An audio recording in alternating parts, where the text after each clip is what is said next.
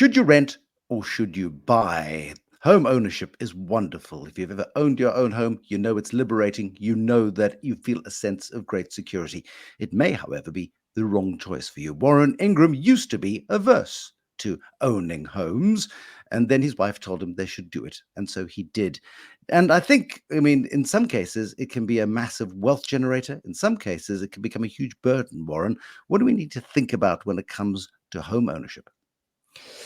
I think it's very key to understand the time frame that you have for your home ownership. In other words, if you're planning to buy a property and live in it for the next 3 years, and then you plan to sell it and move into something bigger and better, and do that every few years, the idea of home ownership might seem attractive, and will probably end up being the most expensive mistake you make in life.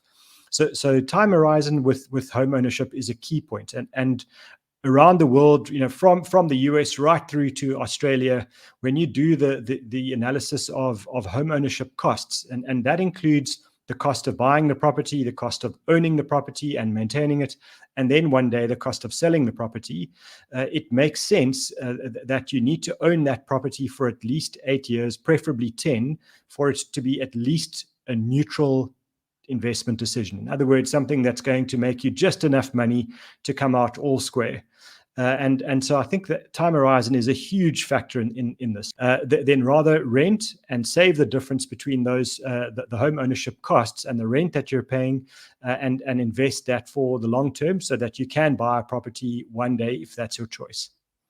The temptation here, of course, is to rent up because, oh, it's cheaper to rent, therefore I can rent a better house than I would have bought, therefore I can live better, I can consume more. That is the big risk here. You've got to be looking at rentals as a lower cost. Otherwise, over time, 5 years later, you've ended up paying off somebody else's mortgage. Exactly right, and I think a lot of the time we end up, having lived a great life in a rental property for 5 years, living our best lives, and then look back and say, okay, now I'd like to settle down. Now I would like to have a family in a home for the long term, and there's no extra money to put down as deposits, etc. So that call is key. So what action are we taking this week, Warren? Because this is an enormous topic. It really is. There are lots of books written on it, but generally they're written by people who are saying that property ownership is the be all and end all. You should have a portfolio. You should be running these properties. You should be Airbnb-ing them and all sorts of other creative things. We're talking here, though, about the roof over your head, not the more adventurous kind of property investment. I think it's key to understand what you want from your money and what you want from your life. And the life question is probably easier to start with. So if you're saying, I'm happy to stay in a bachelor pad for the next 5 years and I'm definitely going to make a move, then don't worry about home ownership. Just move on from it. And as we discussed, save as much as you possibly can for the future.